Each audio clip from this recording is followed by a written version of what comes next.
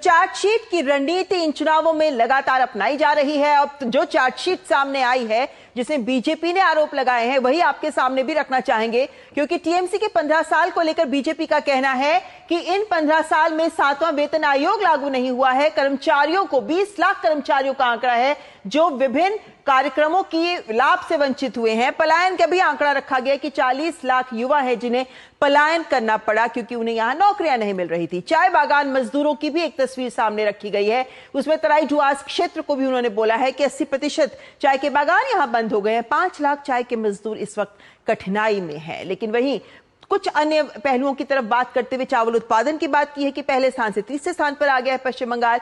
कितनी सारी कंपनियां 6000 से अधिक जिन्होंने पश्चिम बंगाल छोड़ दिया है। 26,000 नौकरियां भी लोगों की भ्रष्टाचार के कारण रद्द हुई है। भ्रष्टाचार एक बड़ा मुद्दा है इस बार के चुनावों में। और वहीं यह भी कहा जा रहा है कि अपराधियों को संरक्षण दे रहे हैं, न्याय नहीं मिल रहा है। महिलाओं के खिलाफ अपराधों का आंकड़ा भी बीजेपी ने सामने रखा, जिसमें एसिड अटैक विक्टिम्स की भी बात की गई है कि सबसे ज्यादा मामले यही पश्चिम बंगाल में ही आ रहे हैं। तो वहीं कुछ और बातों को सामने रखकर बताया कि किस तरीके से फ्लाईओवर्स गिर रहे हैं, आग की घटनाएं हो रही हैं, जो महानगर बड़े शहर हैं वो भी सही तरीके से विकसित नहीं हो रहे हैं, स्कूल बंद हो रहे हैं, 30 लाख नौकरियां खत्म हो गई हैं। जहां लाखों नौकरियां खत्म हो रही हैं वहां अपनी ओर से भी बीजेपी कह रही है किस तरीके से रोजगार को आगे बढ़ाया जाएगा। लेकिन सीमा पर सुरक्षा एक बड़ा मुद्दा है और इसको लेकर भी बीजेपी का कहना है कि सीमा पर बाड़ लगाना, हम जानते हैं किस तरीके से कलकत्ता उच्च न्यायालय तक ये मुद्दा गया, जिसके बाद अब 30 मार्च तक की तारीख है जब तक कि उनको जमीन भूमि अधिग्रहण के माध्यम से देनी होगी राज्य सरकार को। लेकिन बिना बाढ़ के एक 569 किलोमीटर का क्षेत्र है पूरा जो बिना बाढ़ के है, क्योंकि ममता बनर्जी सरकार ने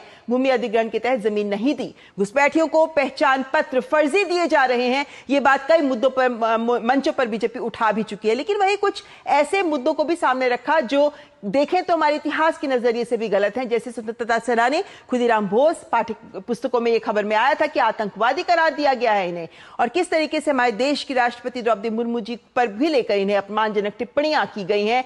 ये तमाम वो बातें हैं जो सामने रखी गई हैं आज इस बात को लेकर कि किस तरीके से ममता बनर्जी की सरकार सही तरीके से काम करती नहीं नजर आ रही। तो वही स्कैम की भी एक लंबी फेहरिस्त है जो कई बार बीजेपी सामने रख चुकी है, लेकिन ये फेहरिस्त के ऊपर नजर आए तो कोयला तस्करी घोटाले की बात करें, राशन घोटाले की बात करें, स्कूल सर्विस कमीशन स्कैम की बात करें, जिसके लिए हम जानते हैं कि किस तरीके से मासूम लोगों की जिनको नौकरियां मिली थी 26,000 नौकरियां रद्द करनी पड़ गई। वहीं एमजी नरेगा घोटाला भी सामने आया, प्रधानमंत्री आवास योजना घोटाला सामने आया जिसमें पैसे लेकर लोगों को उनका नाम सूची में डाला जा रहा था। तो वहीं डियर लॉटरी, यहां लॉटरी घोटाला भी सामने आया, मिड डे मील घोटाला भी सामने आया। ये तमाम वो घोटाले हैं जो सुर्खियां बटोरते रहे हैं।